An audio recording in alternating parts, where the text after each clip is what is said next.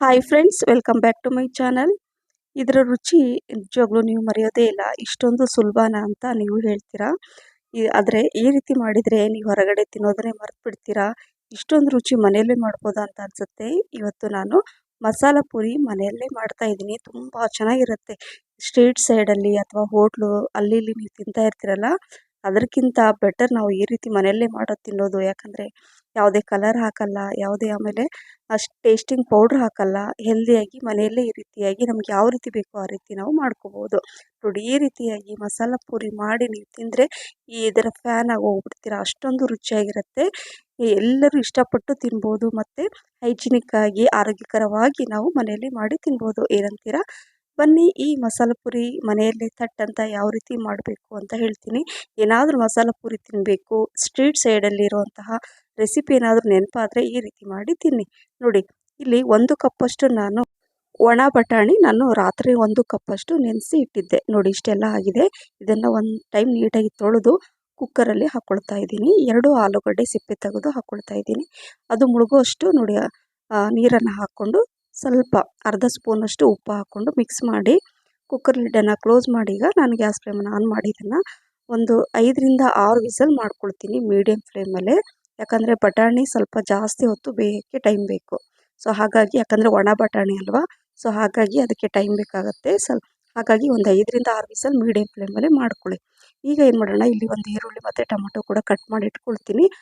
ಕುಕ್ಕರನ್ನು ಸೈಡಲ್ಲಿ ಇಟ್ಕೊಂಡು ಅದು ಕೂಡ ಅಲ್ಲಿ ಬೇಯ್ತಾ ಇರುತ್ತೆ.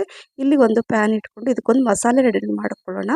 ಇಲ್ಲಿ ಅರ್ಧ ಸ್ಪೂನಷ್ಟು ಜೀರಿಗೆ, 1 ಸ್ಟಾರ್ ಹೂವು, ಜಾಪತ್ರೆ 1, ಅರ್ಧ ಸ್ಪೂನಷ್ಟು ಬಡೆ ಸೋಪು, 1/4 ಟೀ ಸ್ಪೂನಷ್ಟು ಪೆಪ್ಪರ್ ಅಂದರೆ ಕಾಳು ಮೆಣಸು, ಹಾಗೆ 4 ಲವಂಗ, ಹೆಚ್ಚಿರುವಂಥ 2 ಈರುಳ್ಳಿನ ಈ ಥರ ಹಾಕ್ಕೋಬೇಕು. ಸ್ವಲ್ಪ ಚಕ್ಕೆ ಮತ್ತು ಅರ್ಧ ಟೀ ಸ್ಪೂನಷ್ಟು ಈ ಧನಿಯಾ, ಇದನ್ನೆಲ್ಲ ಹಾಕ್ಕೊಂಡು ಎಲ್ಲ ಚೆನ್ನಾಗಿ ಹುರ್ಕೋಬೇಕು. ಹಸಿ ವಾಸನೆ ಹೋಗೋ ತನಕ ಹುರ್ಕೋಬೇಕು. ನಂತರ ಇಲ್ಲಿ 1 ಟೊಮೆಟೊ ನಾನು ಹೆಚ್ಚಿಬಿಟ್ಟು ಹಾಕ್ಕೊಂಡಿದ್ದೀನಿ. ಹಾಗೆ 5ರಿಂದ 6 ಹಸಿಮೆಣಸಿನ್ಕಾಯಿ ನಿಮ್ಮ ಖಾರಕ್ಕೆ ಅನುಗುಣವಾಗಿ ಹಾಕ್ಕೊಳ್ಳಿ. 2 ಇಂಚಷ್ಟು ಶುಂಠಿ ಮತ್ತು 4ರಿಂದ 5 ಎಸಳು ಬೆಳ್ಳುಳ್ಳಿ ಇದೆ. ಬೆಳ್ಳುಳ್ಳಿ ಎಷ್ಟು ಬೇಕೋ ಅಷ್ಟು ನೋಡ್ಕೊಂಡು ಹಾಕ್ಕೊಳ್ಳಿ. ಬೆಳ್ಳುಳ್ಳಿ ತಿನ್ನಲ್ಲ ಅಂದವರು ಸ್ಕಿಪ್ ಕೂಡ ಮಾಡ್ಕೋಬೋದು. ಜಾಸ್ತಿ ಪ್ರಮಾಣದಲ್ಲಿ ಪುದೀನ ಹಾಗೆ ಜಾಸ್ತಿ ಪ್ರಮಾಣದಲ್ಲಿ ಕೊತ್ತಂಬರಿ ಸೊಪ್ಪನ್ನು ಹಾಕ್ಕೊಂಡು ಇದನ್ನು ಅಷ್ಟೇ ಚೆನ್ನಾಗಿ ಎಲ್ಲ ಹಸಿ ವಾಸನೆ ಹೋಗೋ ತನಕ ಇದನ್ನು ಫ್ರೈ ಮಾಡ್ಕೋಬೇಕು. ನಂತರ ಇಲ್ಲಿ ಎಲ್ಲ ಚೆನ್ನಾಗಿ ಹುರ್ಕೊಂಡ್ಮೇಲೆ ನಾನು ಇದನ್ನು ಸೈಡಲ್ಲಿ ಇಡ್ತೀನಿ. ಸ್ವಲ್ಪ ಇದು ತಣ್ಣಗಾಗಲಿ. ಸೊ ಇಲ್ಲಿ ನೋಡಿ, ನಾನೇನು ವಿಸಲ್ ಮಾಡಲಿಕ್ಕೆ ಇಟ್ಟಿದ್ನಲ್ಲ, ಅಂದರೆ ಬೇಯಿಸ್ಲಿಕ್ಕೆ ಇಟ್ಟಿದ್ನಲ್ವ, ಸೊ ಅದು ಕೂಡ ಆಗಿದೆ. ಸೊ ಇದನ್ನು ಒಂದು ಸ್ವಲ್ಪ ಹೊತ್ತು ಬಿಟ್ಟು ನಾನು ಓಪನ್ ಮಾಡಿ ತೋರಿಸ್ತಾ ಇದ್ದೀನಿ ಕುಕ್ಕರ್ ಲಿಡ್ಡನ್ನು. ನೋಡಿ, ಕರೆಕ್ಟಾಗಿ ಬೆಂದಿದೆ.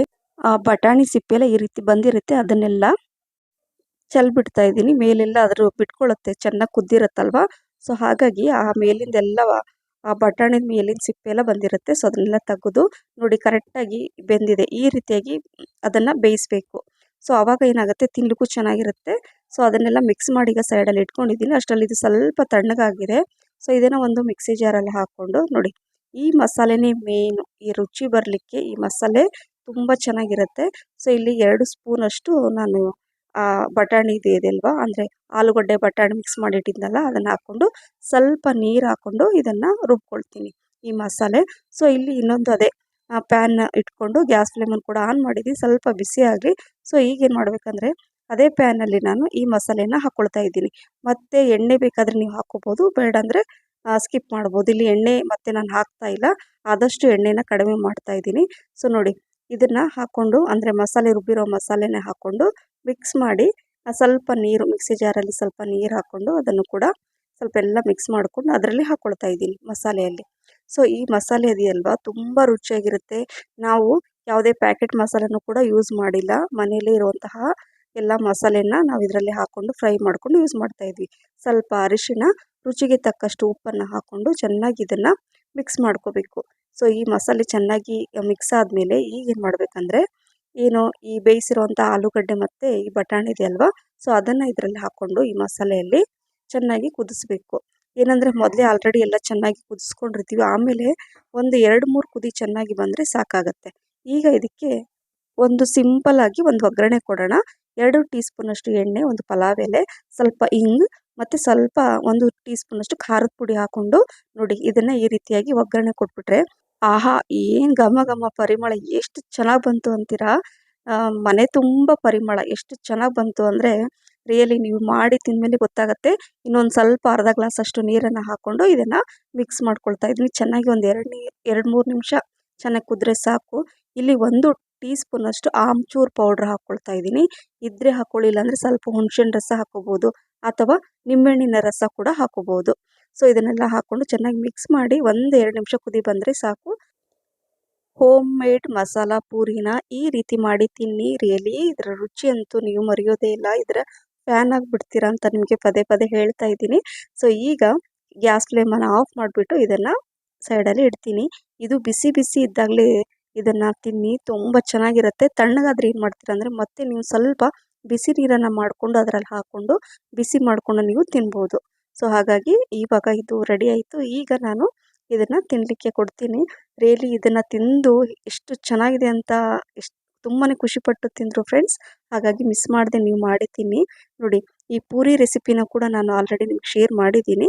ಸೊ 4-5 ಪೂರಿ ಹಾಕಿ ಈ ಬಿಸಿ ಬಿಸಿ ಮಸಾಲ ಪೂರಿನ ಇದ್ರ ಮೇಲೆ ಹಾಕ್ಕೊಂಡು ನೋಡಿ ಎಷ್ಟು ಚೆನ್ನಾಗಿದೆ ಅಂದರೆ, ಹೊರಗಡೆ ಎಲ್ಲ ಕಲರ್ ಹಾಕಿರ್ತಾರೆ, ಎಷ್ಟು ಗ್ರೀನ್ ಕಲರ್ ಕಾಣಿಸುತ್ತೆ ಅಲ್ವಾ ನೀವು ಹೊರಗಡೆ ತಿಂದಾಗ. ದಯವಿಟ್ಟು ಯಾವುದೇ ಕಲರ್ ಇಲ್ಲದೆ ಈ ರೀತಿ ಮಾಡಿ ತಿನ್ನಿ.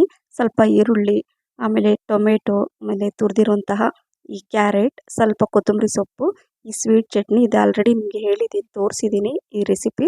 ಅಂದರೆ ಈ ಖರ್ಜೂರ ಮತ್ತು ಹುಣಸೆ ಹಣ್ಣಿನ ಪೇಸ್ಟನ್ನು ಮಾಡಿ ರುಬ್ಕೊಂಡು ಬೇಯಿಸಿದರೆ ಈ ರೀತಿ ಸಿಹಿ ಚಟ್ನಿ ಕೂಡ ಆಗುತ್ತೆ. ನೋಡಿ, ಈ ರೀತಿಯಾಗಿ ಮಸಾಲ ಪೂರಿ ರೆಡಿ ಮಾಡಿ ನಾನು ಕೊಟ್ಟೆ.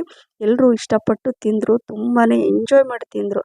ಹಾಗಾಗಿ ಈ ರೆಸಿಪಿ ನಿಮಗೆ ಇಷ್ಟ ಆಗಿದೆ ಅಂತ ಅಂದ್ಕೊಂಡಿದ್ದೀನಿ. ಲೈಕ್, ಶೇರ್, ಕಮೆಂಟ್ಸ್ ಮತ್ತು ಸಬ್ಸ್ಕ್ರೈಬ್ ಮಾಡಿ. ನನ್ನ ಫೇಸ್ಬುಕ್ ಪೇಜ್ ಫಾಲೋ ಮಾಡಿ ಅಂತ ಹೇಳ್ತಾ thank you for watching. Bye, take care.